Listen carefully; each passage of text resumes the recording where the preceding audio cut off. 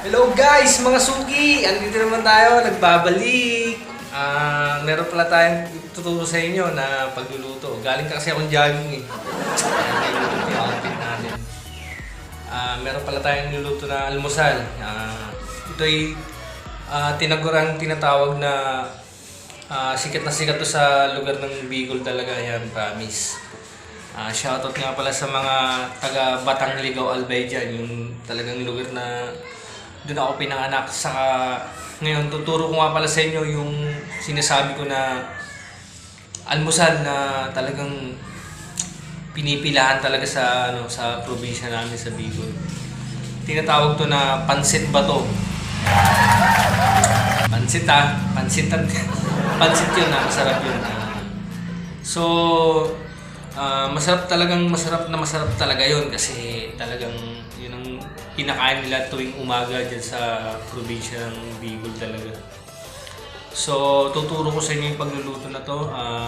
Meron akong mga hinandang ingredients dyan saka mga pampalasa. Kaya, ano pang hinintay natin? Ngayon, let's go! Tuturo ko sa kusina.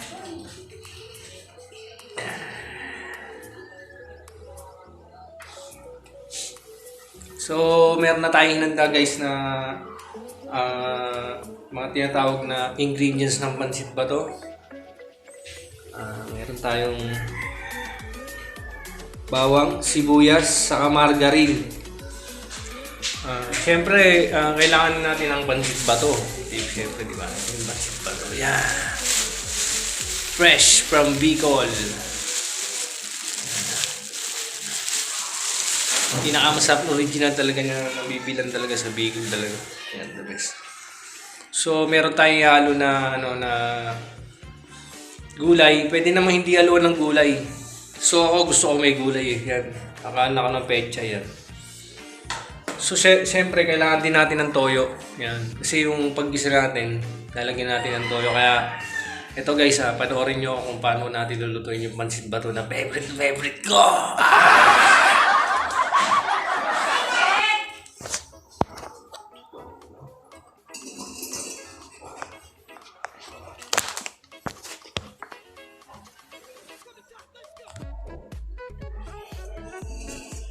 So, mag-prepare tayo ng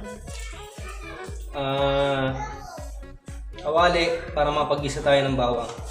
So, bubuksan na natin yung ating mahiwagang kawali.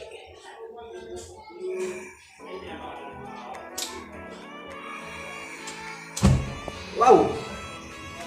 It's a burn! So, painitin lang natin yung kawali para magisa natin yung bawang. So nakalimutan ko pala guys yung panghalo natin. Pwede natin lagyan ng hibi o kaya mga hinimay na baboy, hinimay na manok. Meron ako hinimay na manok yan. Yan ang magbigay ng panlasa sa ating sinabawang bato. Sinabawang pansit bato ng Bicol.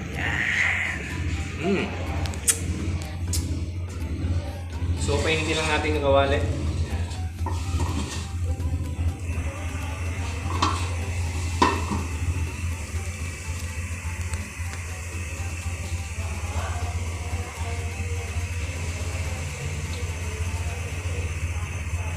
So, hindi naman ganong matagal lutuin to. Medyo pakukuluan lang talaga to. Pag mainit na yung ating kawali, saka natin lalagay yung margarine.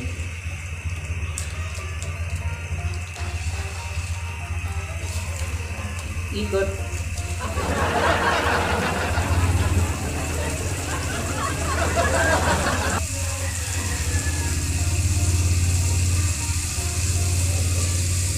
So, mayroon pang kalaban, walang tagahawak, ako na tagaluto, ako pa nag-vlog. Tsaga lang talaga, no? Pag meron kang niluto, meron kang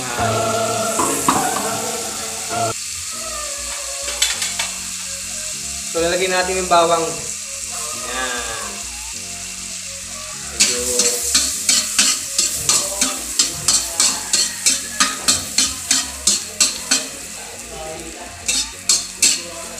Tapos, lagay natin ng sibuyas.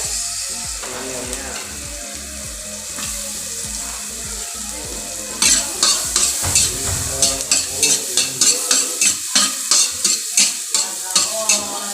Yung pa yung tubig yung salad.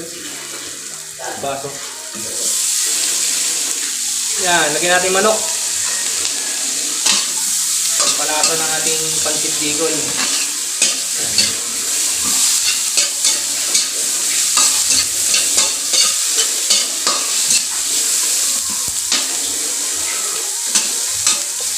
So pag nagisa na natin, may tubig dun. So pag nagisa na natin yung ating sibuyas bawang at ang ating manok, pwede natin lagyan ng tubig na. Yan lang natin.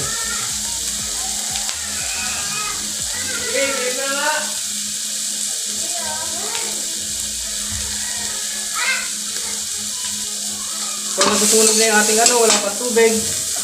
Ito na ang tubig. Ito na po, lagyan natin tubig. Yan.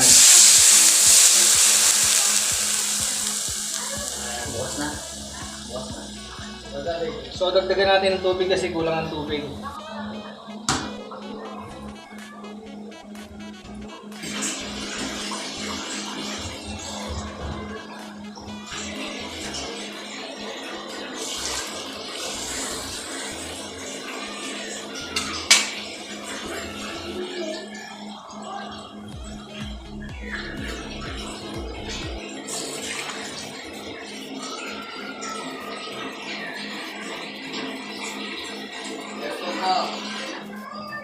So matako yung pancit bicol talaga sa tubig talaga, kaya kailangan natin damihan ng tubig.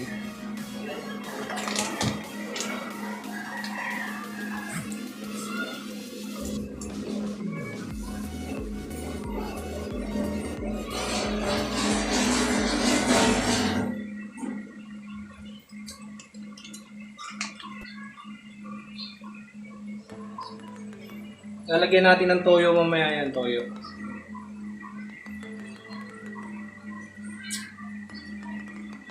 So, hintayin na natin kumulo para mailagyan na natin yung pancit bato.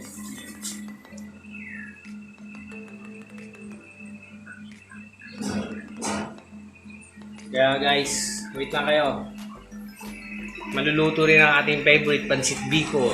Yan, yum. So, ito yung part 1 ng pagluluto natin. So, yung part 2, may kita nyo pag kumulo na. Lalagyan natin pancit bato. Kaya, watch lang kayo dyan at manood. Ako'y magbabalik. Yahoo! A few moments later. Hello mga suki, andito naman tayo, nagbabalik. Ito yung part 2 ng pagluluto natin. So ito, kumukulo na po siya. Yan. Yan. So lalagyan po natin na siya ng toyo.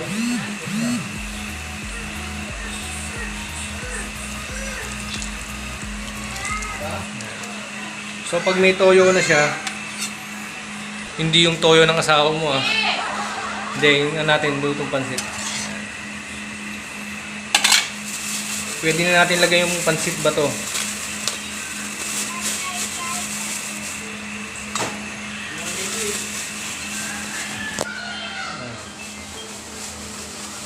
So, durug-durugin na natin para medyo ma-absorb yung tubig at sa pansit bato. So, hindi natin na lahat. Baka bukas, meron pa akong almusal.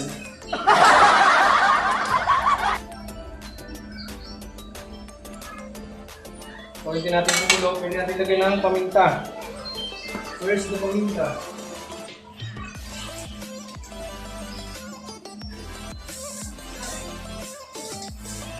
Pwede natin lagay ng paminta. So, pagbukas ng paminta, may mga stapler yan. Ingatan nyo, baka sumama sa pagkain. Baka kayo maagang mamatay. Ay, joke lang.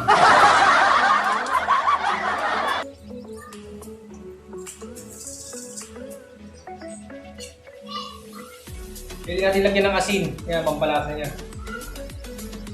Hindi natin medyo... So, pag medyo makita natin luto na yung pansit bato, pwede natin isabay yung pechay. Yan. Tapos lagyan natin ng pampalasa na. Depende sa pampalasa yung nilalagay. Ako nilalagay ko asin lang. Yan.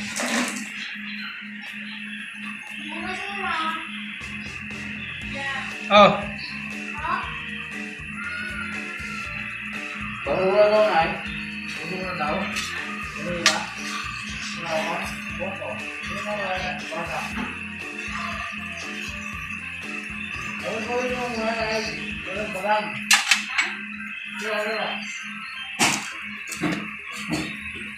Ano may barang ba? So lagyan natin ng asin. Yan, asin. Tapos na ba yun?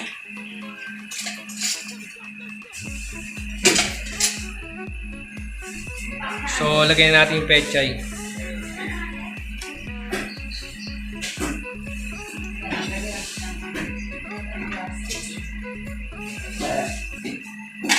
So nakapag-prepare na tayo ng part 2, yung part 3, yung siyempre yung kainan na. Yan, yum yum yum.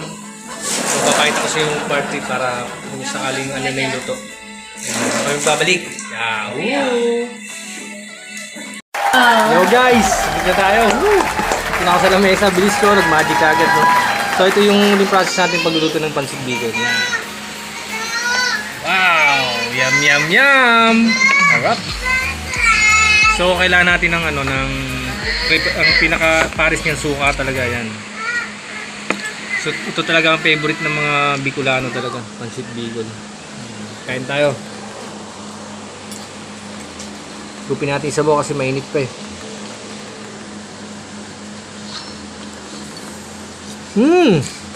Habaw pa lang, ulam na eh. Pag kumakain pala, bawal pala may sombrero. Sorry. So yan, wait lang. Pansit na mapansit. Hindi natin konting suka. Yum yum yum.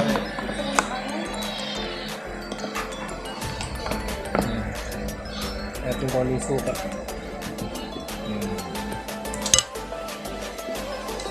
So, tingin natin ng pansit.